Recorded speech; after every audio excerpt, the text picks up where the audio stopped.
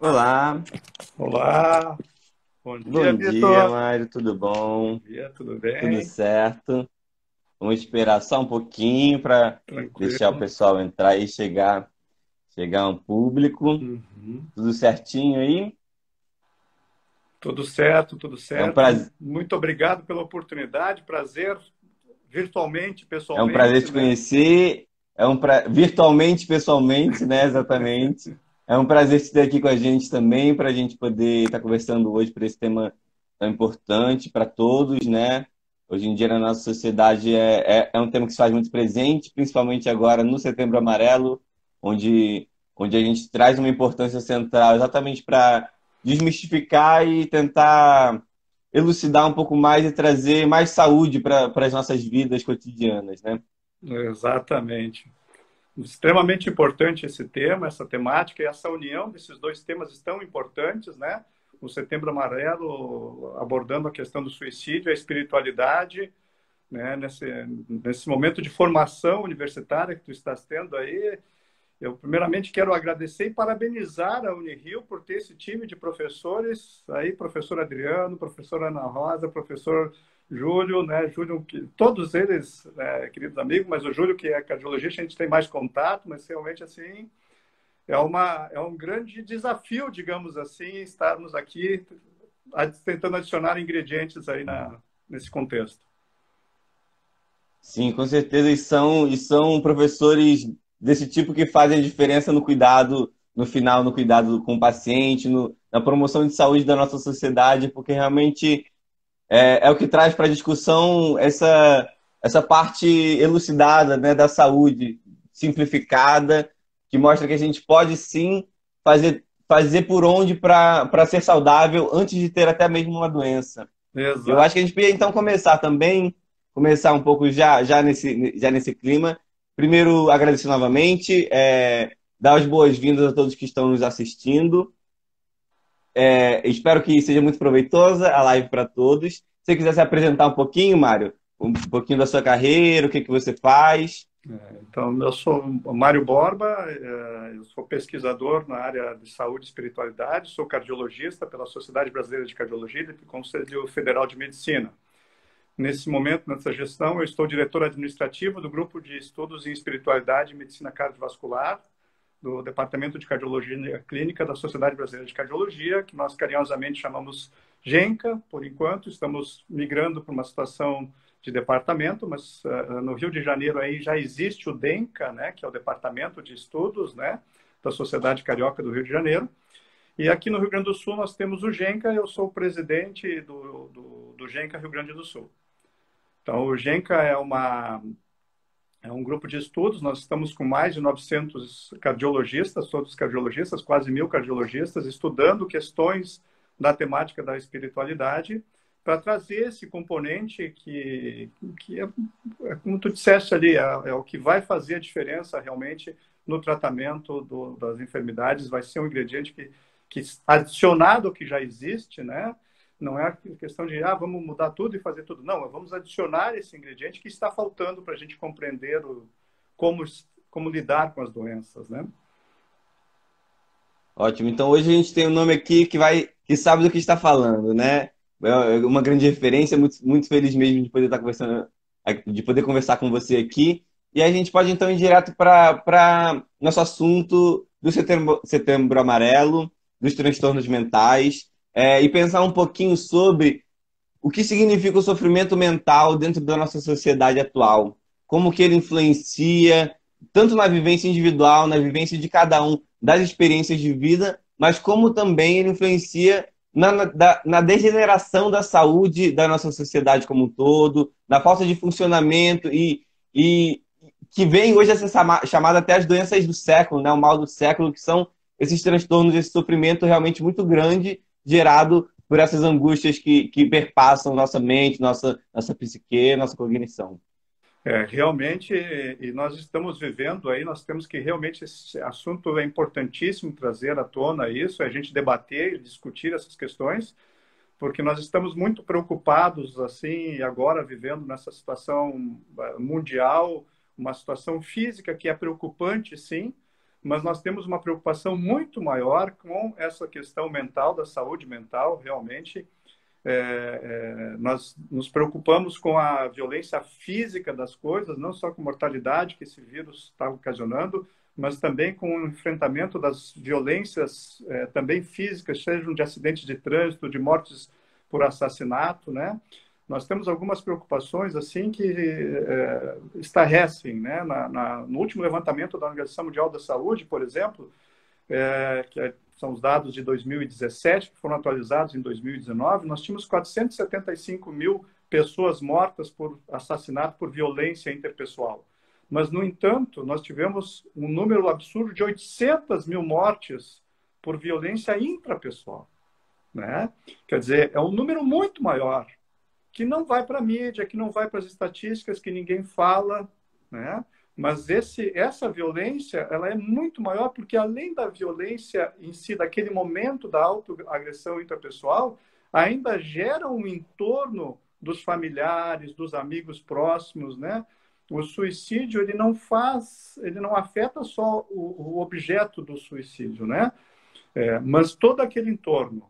E se nós levantarmos esse número e extrapolarmos para as tentativas de suicídio, então esse número é muito maior, né? Quer dizer, é muito mais sério esse número, né? Então nós precisamos realmente debater isso. E a Unirio está de parabéns, vocês, estudantes da disciplina, estão super de parabéns de levantar esse problema, porque, veja, quando eu estava na formação, esse problema não era nem debatido, né? Nós não tínhamos esse tipo não tratávamos esse tipo de assunto.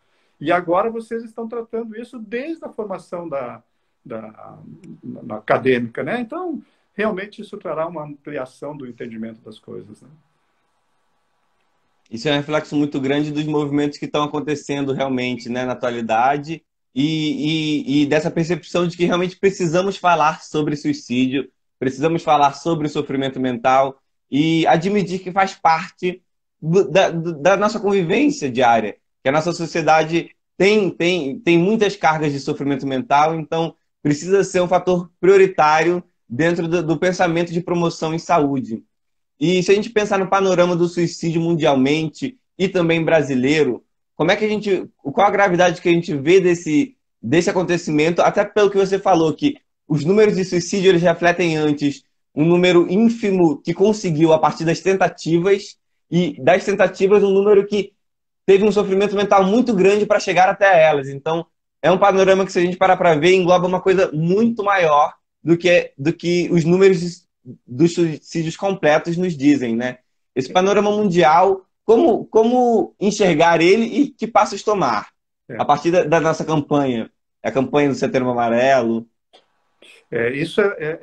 Nesse momento, nós temos que abranger várias coisas, né? Quer dizer, esse suicídio direto, né, esses números indicam, assim, enquanto nós estamos conversando aqui, já teve várias pessoas que se suicidaram. A cada 40 segundos tem uma morte por suicídio. É a segunda causa de morte de jovens de 15 a 29 anos. Quer dizer, de um processo que está iniciando para a vida, né, ser a segunda causa de morte, isso é realmente impressionante. E é interessante que esses dados dessa estatística, no Brasil, nós temos também números alarmantes e preocupantes, que nós temos taxas crescentes aqui na América do Sul, né? E no Brasil não é diferente, né? Nós temos uma estimativa, essa estimativa também é lá de 2017, de 23 suicídios por dia. E nós temos aqui no Rio Grande do Sul, particularmente na minha região, do Vale do Taquari, nós temos uma particularidade que nós temos aqui uma incidência muito grande de suicídios. Nós já tivemos a capital mundial de suicídio aqui no Vale, que felizmente agora já não tem mais esse título, que não é um título agradável, digamos assim, mas nós temos aqui as cidades aqui da região e tivemos, inclusive, alguns casos essa semana, assim, que tomaram uma proporção muito grande pelo envolvimento da comunidade, mas nós temos em Forquetinha, que é uma cidade próxima, que é o primeiro lugar de suicídios, com uma taxa de 78, praticamente 80 suicídios para cada 100 mil habitantes.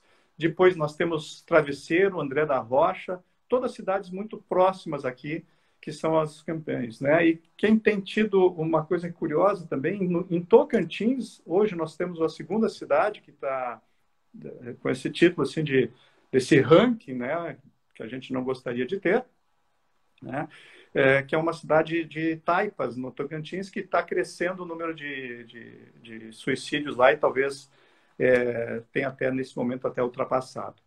Além disso, nós temos dados assim muito preocupantes também de violência, né, intrapessoal sem suicídio. Isso com números crescentes e talvez até com um problema de registro disso, porque nós ainda não temos um treinamento adequado para registrar esses casos de violência. A gente tem assim que o suicídio é muito maior nos homens, mas as violências são muito maiores, digamos assim, registradas como autoviolência feminina, muito maior do que a autoviolência masculina.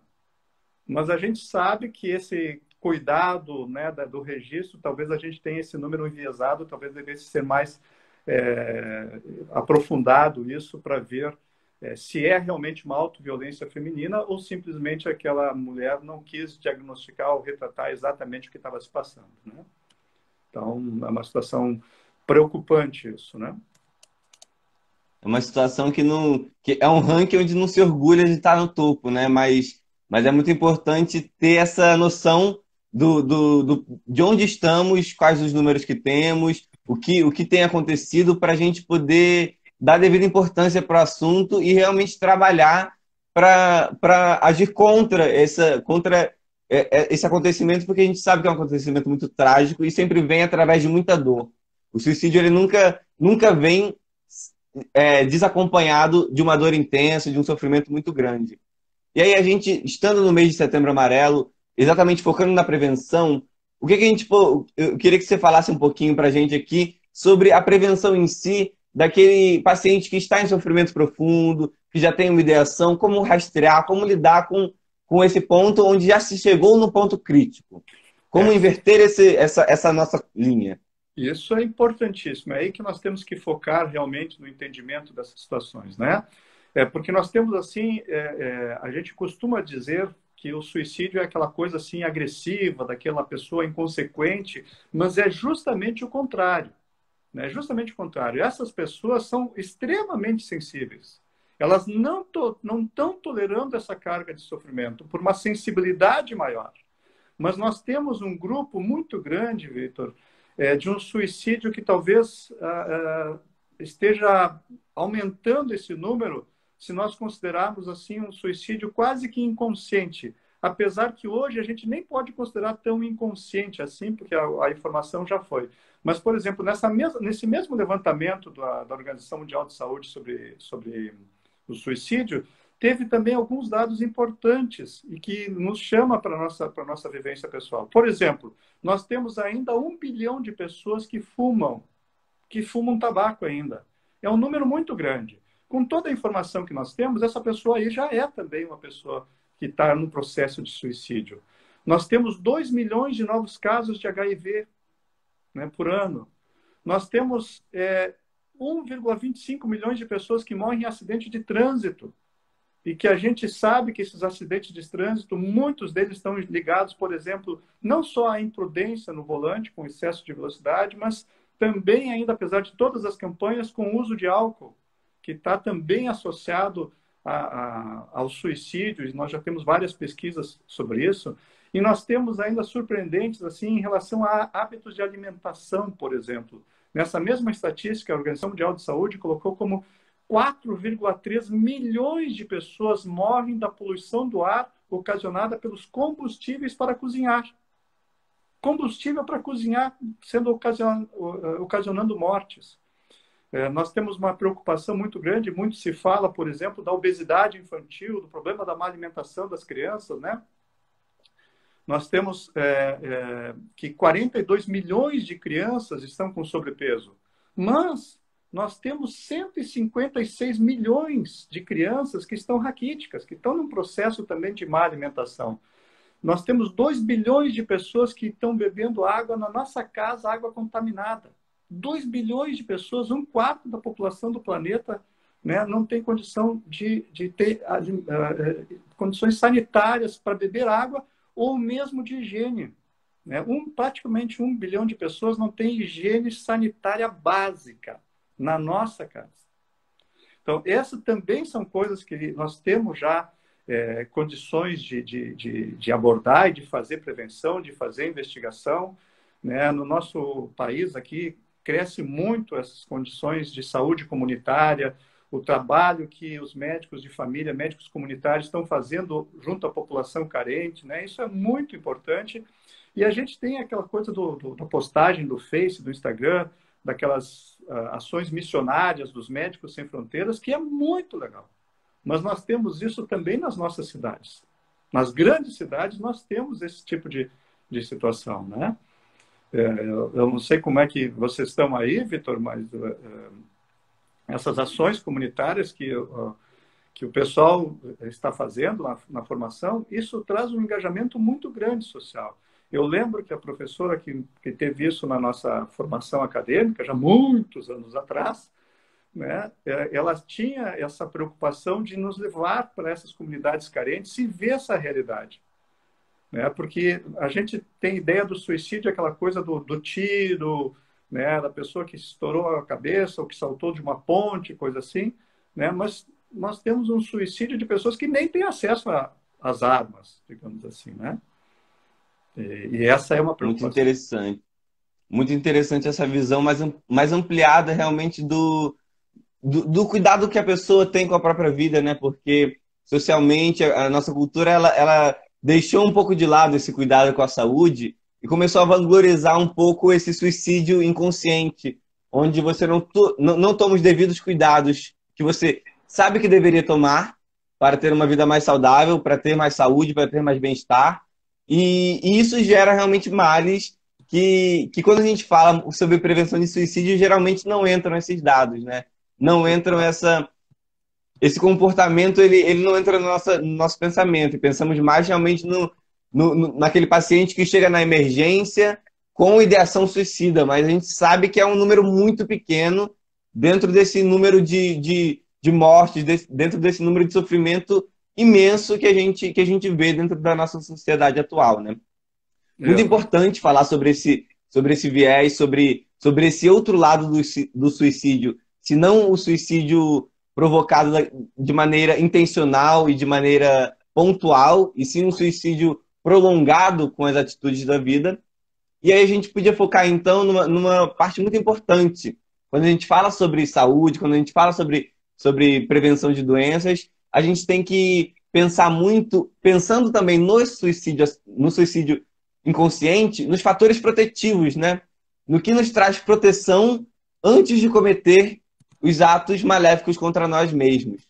Ou seja, o que a gente pode acessar, o que o ser humano tem como acesso, que a ciência hoje traz como um fator de proteção para uma promoção dessa saúde mental de um âmbito global, em todas as esferas do indivíduo. É. Isso é um fundamental, Vitor, né? E olha, né, veja bem, como tu começaste salientando, né, essa questão do sofrimento muito grande, quer dizer, um sofrimento muito grande a curto prazo, numa tentativa de suicídio, já é uma coisa assim que choca muito. Essas pessoas estão vivendo isso a longo prazo. Quer dizer, olha o grau de sofrimento que isso está trazendo, né? E a gente vê assim que esses analgésicos de alma, digamos assim, eles não estão resolvendo o problema. Né? A prescrição ajuda na crise, evidentemente, tem que ser utilizado esses analgésicos de alma, antidepressivos, ansiolíticos, essas coisas todas, mas eles não estão removendo a causa. E essa remoção da causa ela é fundamental para a gente ter sucesso realmente em fazer uma prevenção. Senão a gente está simplesmente jogando a sujeira para baixo do tapete e dali a pouco aquilo vai estourar. Porque a gente chama assim muitas coisas assim que fica assim naquela coisa assim como se a gente vivesse uma situação de estresse mais agudo, né, uma situação desesperadora, como se fosse alguma coisa que estivesse assim lá nos Andes e de vez em quando chega até nós. Não, esse processo todo normalmente está dentro de nós. Está dentro, são questões pessoais, intrapessoais, que passa pelo apoio da comunidade, né? Agora, respondendo à sua pergunta, nós temos sim alguns fatores assim que podem ser orientados para a prevenção disso, né? Primeira coisa fundamental é o atendimento clínico eficiente para esses transtornos mentais, né? E principalmente para estar atento à situação de crianças, né? Porque a imensa maioria dos suicidas tiveram problemas familiares em casas na infância. Questões de abuso, abusos físicos, abuso de substância, abuso de álcool, desde criança, né? Isso está diretamente relacionado, né, com as tentativas de suicídio no fundo, né? Então, outra coisa, além desse atendimento clínico eficiente, que só vai ser possível se nós tivermos o que vocês estão tendo, debates disso na formação acadêmica, não tem como a gente atender eficientemente uma coisa que a gente não está treinado, né? Então, isso, mais uma vez, a importância desse tema de estar presente na formação acadêmica. Agora, é importante também que essas pessoas tenham um fácil acesso às intervenções clínicas e uma facilidade para a procura de auxílio. Então, a gente tem que ter muito cuidado na recepção desses pacientes no pronto-socorro, né? O hospital, ele tem que ser um local hospitaleiro. Ele tem que demonstrar hospitalidade. Nós temos que treinar melhor as pessoas, inclusive na recepção do hospital. A gente vê assim, em qualquer lugar que a gente chega no comércio, logo vem alguém perguntar em que posso ser útil, em que posso ajudar, né? O que o senhor precisa, o que a senhora precisa. E no hospital, de uma maneira generalista, e não particularizando, mas de uma maneira generalista, as pessoas estão numa correria. Chega o paciente ali e a atendente está correndo, atendendo muitas coisas, não deu nem atenção, já está correndo lá para dentro da sala de emergência e não atende, não acolhe aquele paciente. E aí a gente perde o nome, o sentido das coisas, que é justamente a questão da hospitalidade, do acolhimento. Então, nós temos que ter uma facilitação para ter acesso dessas pessoas. Outra coisa extremamente importante, apoio à família, apoio às relações familiares, com assistência médica e mental contínuas, que a gente está vendo agora, nesse momento, assim, justamente o oposto. Talvez nessa crise social aí que a gente mais precisa, que as famílias mais precisam, né, ter essa assistência, elas estão privadas. Esse negócio do fica em casa tem que ser muito bem dosado, né? Porque as pessoas ficam em casa, mas muitas vezes assim, 10, 12 pessoas num confinamento de 2 por 2, 2 por 3 metros quadrados. Quer dizer, como é que fica a situação mental dessas famílias, né? Então, isso é um grande problema. Agora, a gente tem alguns instrumentos aí entrando também na área de espiritualidade, como também na área de religiosidade, que também tem que ter algum cuidado, porque a gente já sabe que aspectos culturais e religiosos que desencorajam o suicídio podem aumentar o instinto de autopreservação e podem ser úteis nesse momento aqui. Nós estamos vivendo assim nessa questão do isolamento, de ficar em casa, as pessoas estão privadas de buscar o seu socorro religioso, mas a gente já tem essas estatísticas bem definidas que o fato de ir à igreja previne suicídio.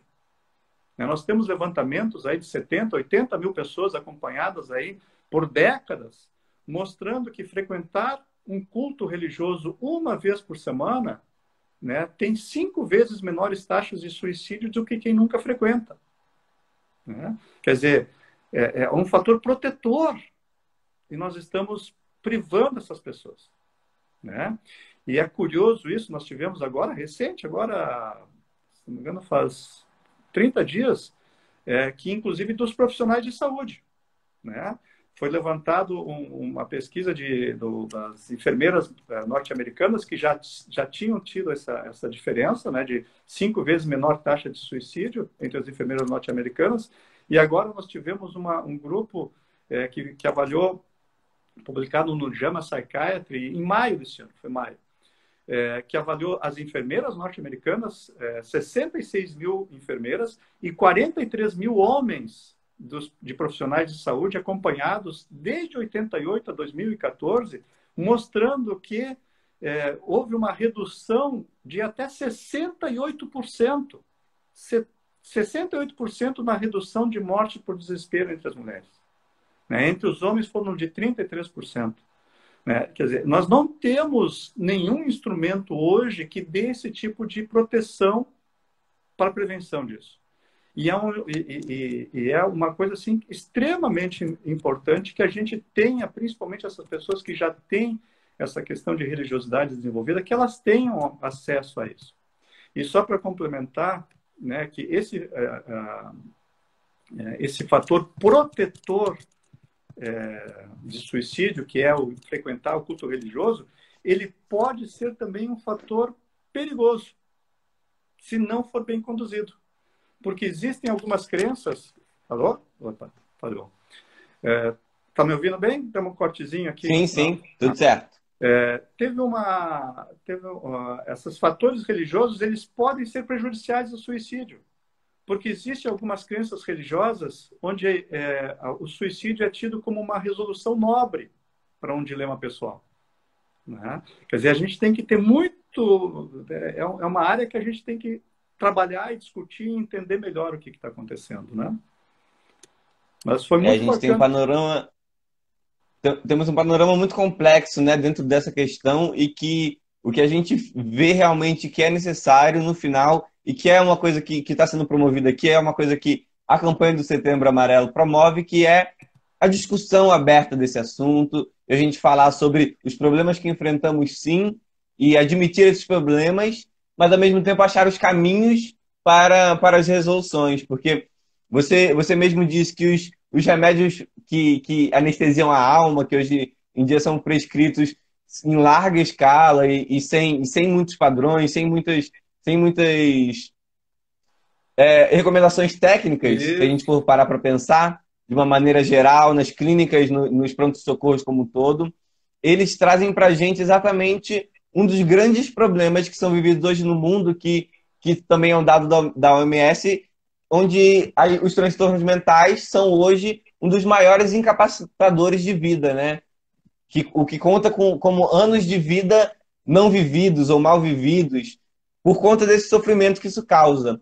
E aí isso me remete muito ao que você falou sobre a necessidade de o que a gente pode fazer enquanto a isso para o sofrimento mental.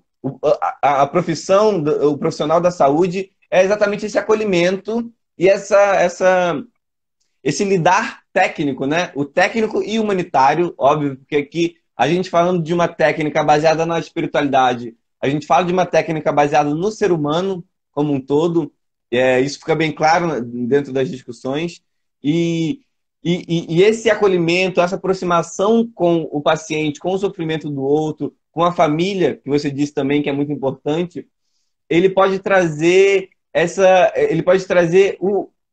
a curva desse nosso problema, que é exatamente o que você disse sobre o desenvolvimento da pessoa, porque uma pessoa que comete suicídio aos 50 anos, ela não viveu só nos 50 anos dela, ela teve toda uma vida passada que o fez chegar até aquele ponto, as determinantes psicobiosociais e espirituais, a gente sabe que isso tudo se influencia de uma forma muito, muito homogênea e que a gente precisa estar muito atento. E quando a gente fala como a espiritualidade enquanto fator de proteção, isso que você disse do manejo dela é o que me vem como mais importante, porque se a gente promove a espiritualidade como fator de proteção e fala espiritualidade vai ser o remédio do suicídio, muitas vezes um dos problemas é exatamente esse estigma que existe dentro das religiões sobre a saúde mental, onde fala que o sofrimento mental é falta de Deus ou coisas do tipo. Então, a gente trabalhar com essa espiritualidade, reconhecer essa espiritualidade, requer muita técnica, né? Muita técnica para você poder manejar essa espiritualidade do paciente. Como se aproximar da espiritualidade dele, como manejar, como utilizar das ferramentas que ele dá para a promoção do bem-estar dele próprio. Falaste aí coisas extremamente importantes, Vitor. Eu acho que, complementando essa questão do uso indiscriminado da medicação, muitas vezes sem a devida análise técnica do que está acontecendo, né, ela tem muitas coisas. Em primeiro lugar, porque não está tirando a causa, eliminando a causa do problema. Segunda coisa extremamente importante é que aquele familiar que levou a pessoa até o médico, né, ela existe assim, ela quase que, digamos assim, ela se isenta da coisa. Ah, ele já está tratando lá. Né? Não, ele já está tomando medicamento. Ele dá uma falsa ilusão de que as coisas estão bem encaminhadas. Né? Mas enquanto não houver a remoção do fator, realmente assim isso pode até agravar esse processo desse sofrimento que a pessoa está vivendo. Porque ela já estava enclausurada dentro de si. Não tinha com quem conversar. E aí os familiares dizem, não, ela está tratando. Não, ela não está tratando. Ela podia precisar apenas de uma conexão com a família, né? Nem do E Exatamente. às vezes nem do antidepressivo. Mas quando é necessário, é necessário. Exatamente, exatamente isso, né?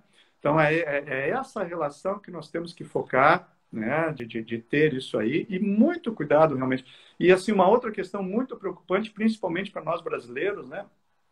Nós consumimos um dos antidepressivos mais utilizados, é a fluoxetina, e nós consumimos metade da produção mundial de fluoxetina no Brasil. E a gente sabe que a fluoxetina e os outros medicamentos similares, eles funcionam à base de serotonina. Agora, a preservação da serotonina dentro do cérebro só é possível se tu preservar, se tu produzir mais serotonina. Então, nós temos que criar mecanismos de produção de serotonina. E serotonina é uma coisa curiosa, porque a gente tem muito pouco conhecimento em relação à serotonina, né? Inclusive, até tem umas situações assim, bem dignas da gente ver que existem coisas no cérebro que a gente está engatinhando. Por exemplo, a serotonina na fenda sináptica, para ela se movimentar dentro da fenda sináptica, ela teria que ser milhões de vezes mais rápida que a luz para poder permitir essa conexão. A gente sabe que isso é impossível. Né? Então, tem um mecanismo aí que a gente desconhece do funcionamento da serotonina. Mas a gente já tem muitas informações da serotonina. Por exemplo, né, serotonina, o horário preferencial de produção em grande quantidade de serotonina é pela pineal, e isso acontece de noite. O Brasil é o país que menos dorme, é o país que mais vai dormir tarde à noite. Né? E a gente sabe que isso foi publicado pela Universidade de Nova York, em 2014, na Universidade Binghamton. Inclusive, tem um livro muito curioso, né? Que eles colocaram e saiu na mídia, assim, propaganda, né? Don't worry, be happy, aquela famosa frase, né? Do reggae e tal. Mas o título assim, é Don't worry, be happy, just go to bed earlier. Quer dizer, apenas vá para a cama mais cedo. Né? O dormir tarde, ele foi associado nas pesquisas com um pensamento negativo repetitivo. Né? Quando tu vai para a cama e quanto menos tempo tu dorme, ela fica mais difícil de tu parar de se preocupar com as coisas. Né? Então, e nós que estamos vivendo uma epidemia de luminosidade, e é uma outra coisa que a gente ainda está engatinhando, os fenômenos ondulatórios que acontecem com o uso da tela, que agora estamos começando a nos preocupar, mas a gente sabe que um estímulo luminoso muito intenso vai fazer, mesmo que a gente cesse aquele estímulo, o estímulo cerebral, o estímulo da pineal, vai demorar para registrar que está em escuro. Então, ele vai retardar a produção de serotonina. Então, o nosso tempo de produção de serotonina ele acaba sendo muito curto. Então, não adianta prescrever um indutor um inibidor da recepção da recaptação de serotonina, se a pessoa não está produzindo serotonina. Né? Nós temos que estimular a produção. E isso tem a ver também com a questão do facilitar a questão do dormir. Nós tivemos uma publicação na British Medical Journal, numa pesquisa da Universidade de Manchester, em parceria com a de Oxford, falando justamente sobre isso, né? Foi um estudo de entrevistas qualitativas, onde mostrou justamente que estar acordado à noite aumentou o risco de pensamentos e tentativas de suicídio, não só de pensamentos suicídios, mas ficar acordado aumenta o risco de tentativa de suicídio. E se tu fracassa em conseguir uma boa noite de sono, isso tornou a vida mais difícil. Aumento de depressão, dificuldade de atenção. Né? Nós já temos, inclusive, na pediatria, já vários artigos publicando que muitos desses diagnósticos que nós temos, muitas vezes apressado, de déficit de atenção e hiperatividade, são por questões de problemas de sono. Né? E aí, quando a gente entra nas questões culturais, espirituais, de algumas religiões, é muito complicado a gente entender isso. Né? Por exemplo, no budismo, né? O período de sono ele é conhecido como bardo do Dharmata, que seria mais ou menos é difícil traduzir o sânscrito para o português, mas seria mais ou menos como se fosse o mundo da ultra realidade infinita e verdadeira. Para um budista, é mais real o que tu sonhas do que o que tu está vivendo aqui, que é terra de mar. É isso que nós estamos fazendo aqui. No budismo não tem tanto valor quanto aquilo que nós sonhamos. E se a gente analisar os nossos sonhos, a gente vai ver, através dos exames de 24 horas, a gente vê muitas situações de arritmia, de pessoas que têm só arritmia só de noite. Quer dizer, que tipo de sono eles estão tendo? Que tipo de tranquilidade, que realmente de recuperação que estão tendo, né? Então, esse estudo da Universidade de Oxford, né, foi categórico, né? Os problemas de sono devem ser alvo de tratamento quando se trabalha com cliente suicida. Nós temos que operar essas questões do sono e intervir ativamente nessas situações. E estudante de medicina é um problema, né? Pelo menos médico como um todo tem muita dificuldade para dormir, né? Porque é plantão e é estudo, é virar noite, é a prova, é trabalho. Eu lembro na pós-graduação que a gente fez, né? E a gente estava na pós-graduação e assim, e o professor deu uma tarefa, pediu um artigo, que a gente simulasse um artigo de tantas páginas, assim, mas, professor, eu estou de plantão no UTI, o senhor quer para o trabalho para amanhã de manhã? Bota todo mundo no ventilador e vai fazer o teu trabalho. Vida de É médico é assim mesmo. glamorizado esse comportamento, né? Né? Então, infelizmente ainda é glamorizado dentro dos meios acadêmicos e do profissional. exatamente, né? Exatamente. Nós temos que trabalhar isso, né? Melhorar o tempo de sono e principalmente melhorar a qualidade de sono, né? Isso aí seguramente, ainda mais nas doenças cardiovasculares, que tem esse pico de mortalidade nesse horário do amanhecer, né? A gente sabe dos picos de hipertensão, do ascenso matinal de hipertensão, trazendo comorbidades, trazendo problemas de acidentes vasculares, os acidentes vasculares cerebrais com esses picos à noite que acontece, né?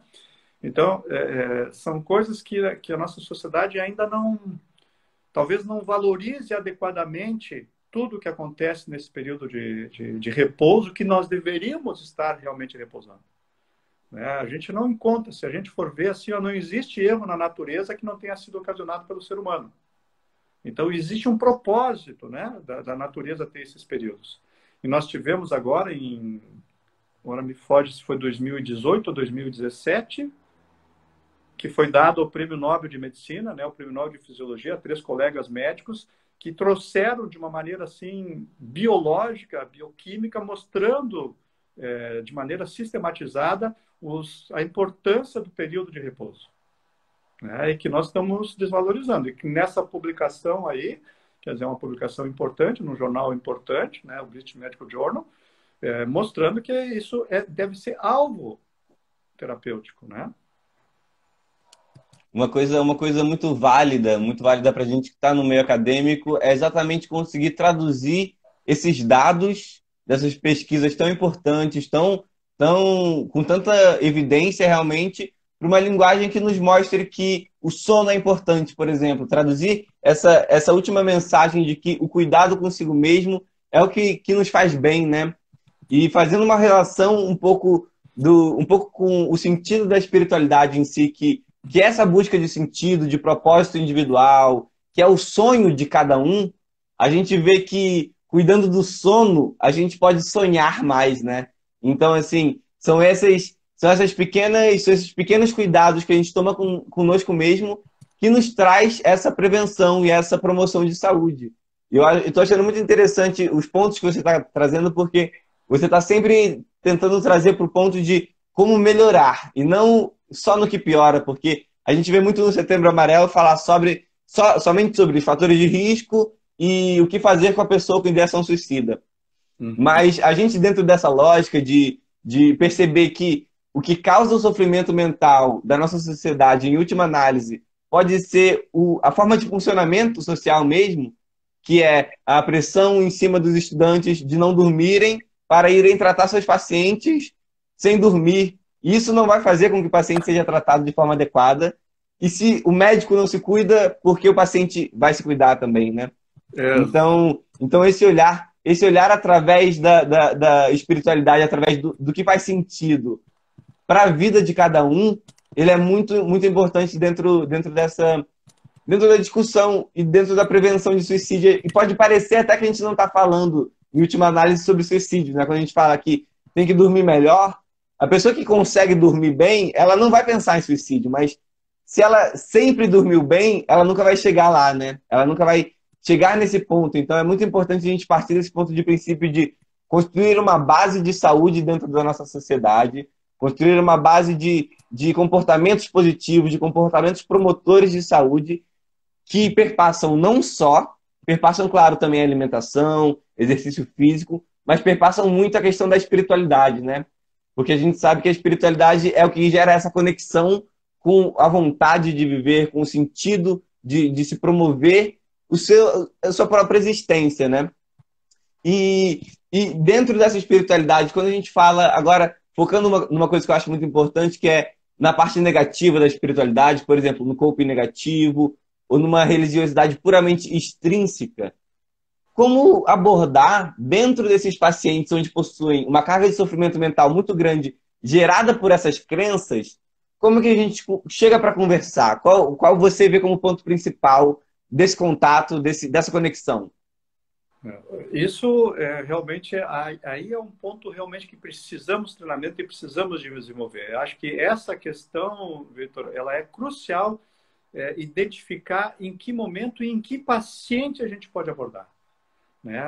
Não dá para abordar assim as coisas simplesmente assim, como se fosse a parte da anamnese ali, idade, peso, altura e tal. Se você perguntar assim, o senhor é espiritualidade, o senhor é religião? Não dá para, não é uma pergunta assim, digamos assim, nós precisamos criar elementos de rastreamento espiritual.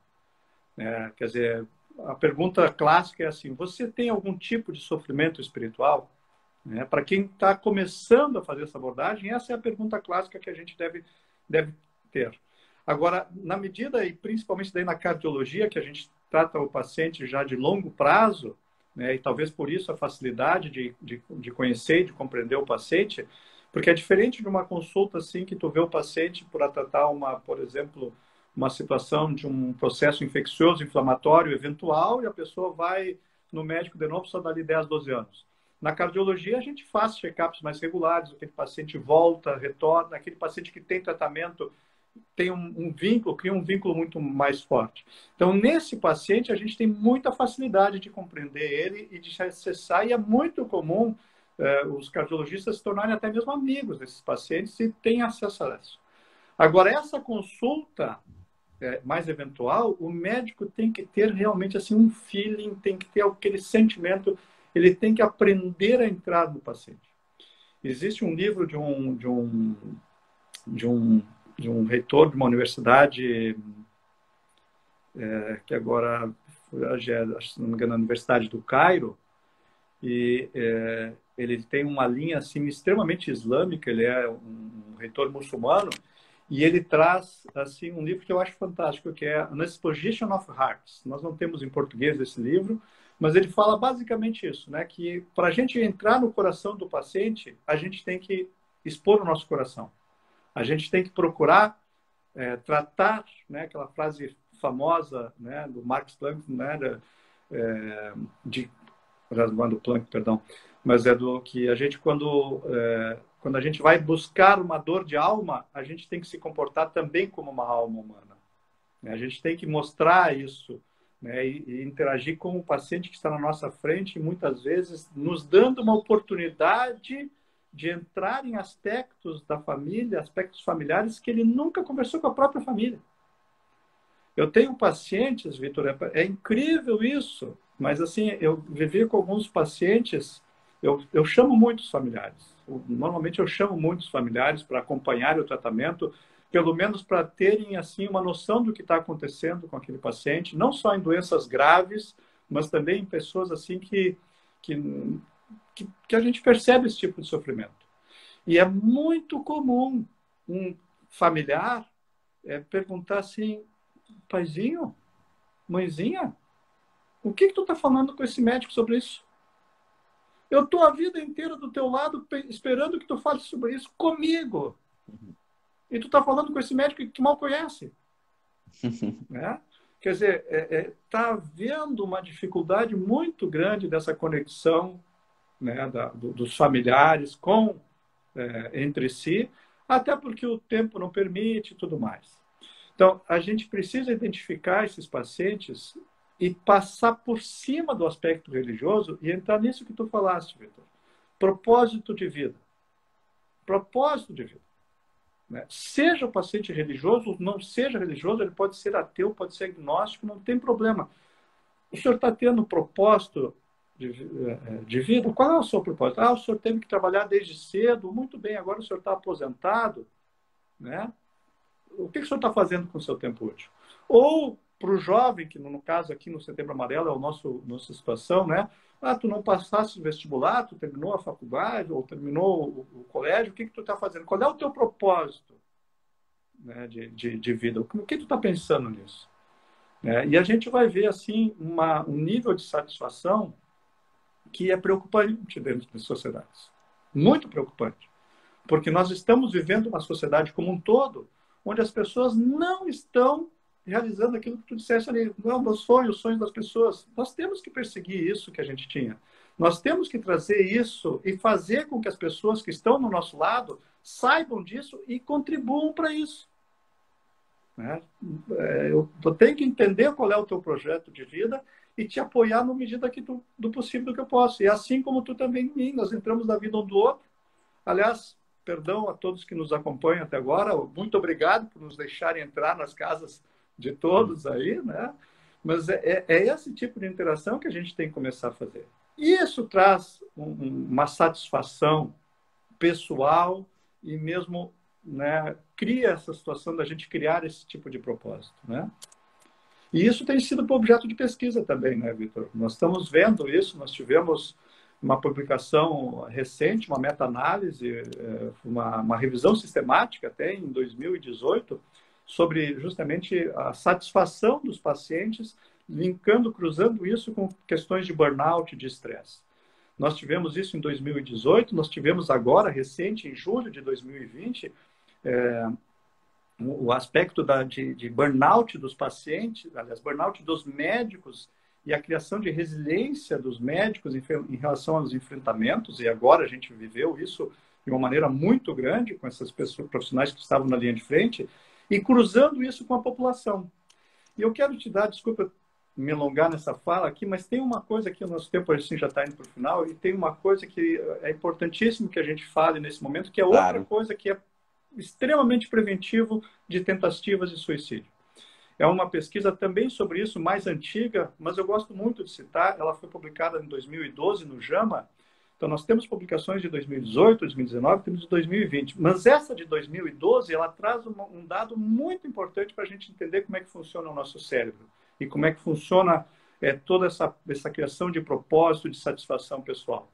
Em 2012, publicado no JAMA, foram entrevistados 27 mil médicos, né, que foram convidados para essa entrevista. 7.300 completaram todas as fases da pesquisa. E o que se viu nesse sintoma? Né? Que 46% dos médicos relataram pelo menos algum tipo de burnout, algum sintoma de burnout. 46%. É um índice muito grande. Né? Se a gente comparar isso com os trabalhadores dos Estados Unidos, né, os médicos tinham muito mais probabilidade de ter burnout. 38% de ter burnout contra 28% da população geral. Agora, um detalhe curioso, né? O médico, eles tiveram em maior risco de burnout. Mas o médico e dando uma ideia assim, aquele que estuda tem mais burnout. Mas se esse estudo for muito maior, se esse profissional tem um nível de bacharelado, de mestrado, de doutorado, de pós-doutorado, diminuiu o risco de burnout. Então, Mostra um propósito aí, talvez. Né? Então, existe uma curva assim em U ali, né? Que tu estuda um pouco, e aí a gente lembra de Pasteur, né? Se a gente estuda um pouco, a gente se afasta de Deus, se a gente estuda muito, a gente se aproxima de Deus, né? E parece ser mais ou menos isso que a gente vê nessa pesquisa assim, né? E aí a gente entra com Deus numa situação assim, não religiosa, mas nessa Individual. situação interior, assim, intrapessoal, que cada um tem a sua relação intrapessoal com Deus, né? E nesse temático, nesse grupo de trabalhadores, nós tínhamos que 40% desses médicos estavam insatisfeitos com a vida profissional, né? E 23% deles insatisfeitos com a vida familiar. Quer dizer, é uma coisa assim bastante preocupante, né, que nós temos. Né? A gente está aqui no ano de 2020, né? Temos um arcabouço científico, teórico muito grande sobre esses assuntos, tanto sobre os assuntos de fatores de risco, fatores que levam ao sofrimento mental, o que causa o sofrimento mental dentro da nossa sociedade, e também muito, agora do que você vem falado, e muito do que vem sendo desenvolvido há pouco tempo, os estudos de o que promovem a saúde também. Isso é uma coisa que a gente tem muito ampla hoje. Isso nos dá a oportunidade de estar discutindo aqui de forma realmente científica e séria, que mostra caminhos reais, mas a mensagem que fica é a necessidade de conexão, né? Esse esforço científico nos trouxe de novo para a conexão de cada um com Deus, assim como a frase que você citou de Pasteur agora. Então, isso já tá virando um pouco realidade para nós, assim, para nós do meio da saúde e tudo mais. A gente já percebe que a mensagem que fica é que a gente precisa ser ponte dessa conexão entre as pessoas e a própria vida delas, né? Juntar esses propósitos da existência e tudo mais. E aí a live, ela fica a nossa conversa, ela fica muito mais com um tema de caminhos, né, para promover a saúde, o bem-estar e o florescimento humano e social.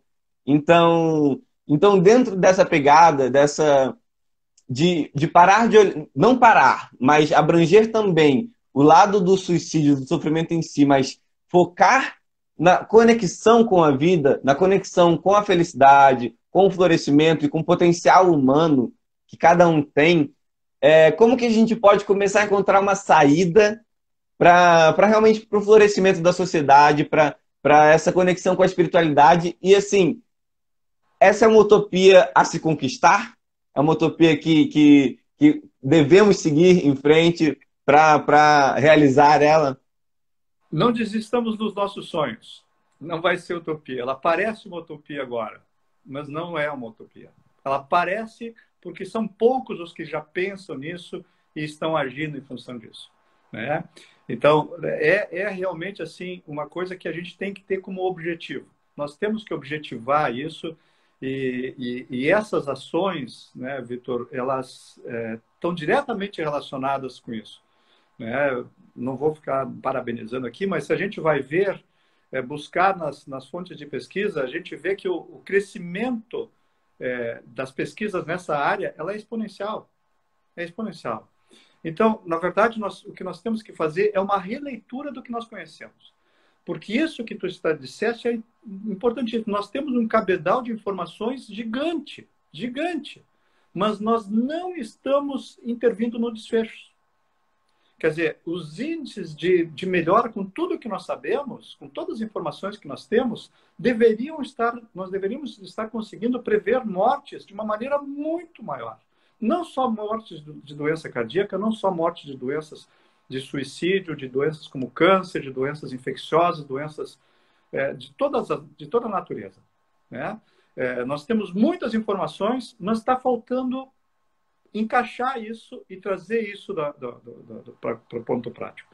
E eu não tenho a menor dúvida que o elo de ligação que vai unir essas coisas e vai tornar possível é justamente as questões espirituais.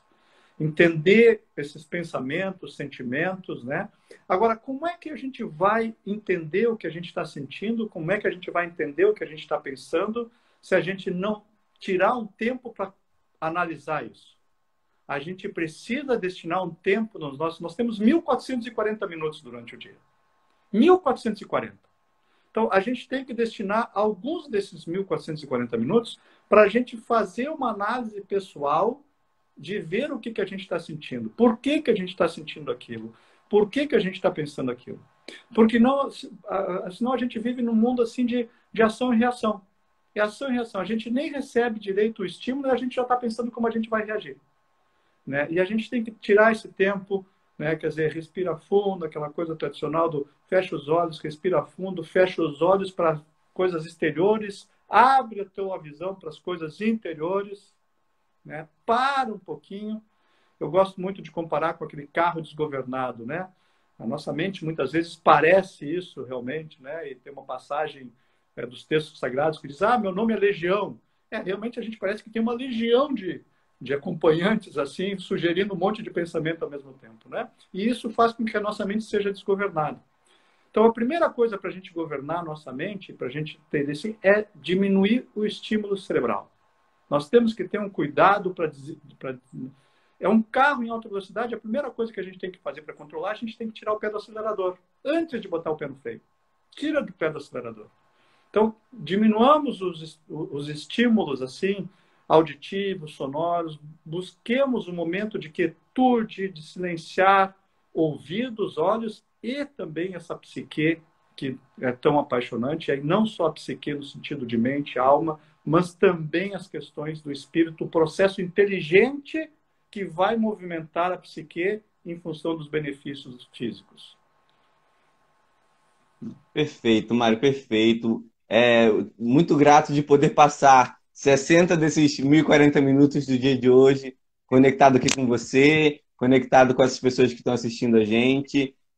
Tá acabando a nossa live, temos 2 minutinhos antes do Instagram encerrar, mas agradeço muito pela participação, muito mesmo pelos pontos de vista, muito enriquecedor essa troca e esse reconhecimento da necessidade de nos conectarmos, né, com todos, conosco mesmo, e mesmo de longe, mesmo virtualmente, enfim, o quanto isso traz para a sociedade apenas uma troca que, no fim, é benéfica, que, no fim, cada um pode levar o melhor de si para os meios. E, enfim, agradeço imensamente a presença de todos, agradeço foi um prazer te conhecer, foi um prazer estar aqui conversando com você. Igualmente. Enfim, deixo para suas solicitações finais para a gente terminar essa conversa de hoje.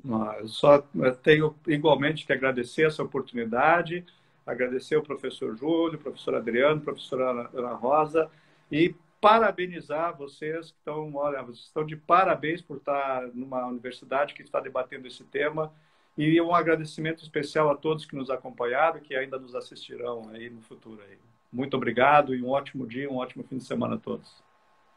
Muito obrigado. A equipe da Disciplina de Saúde e Espiritualidade agradece muito a todos que estão acompanhando o nosso trabalho. Convidamos a vocês para continuar seguindo a gente, continuar difundindo esse conhecimento e reconhecendo em si a necessidade de se conectar conosco mesmo, com o próximo, e de buscar esse florescimento, que é o que pode nos trazer esse bem-estar e que, no final, trata do nosso tema, que é a prevenção do sofrimento, a prevenção, em última análise, do suicídio, até mesmo dos que são inconscientes, né? É isso aí. Muito obrigado, Mário, muito obrigado. Até uma próxima oportunidade. Até a próxima. Boa tarde para você. Boa tarde a todos.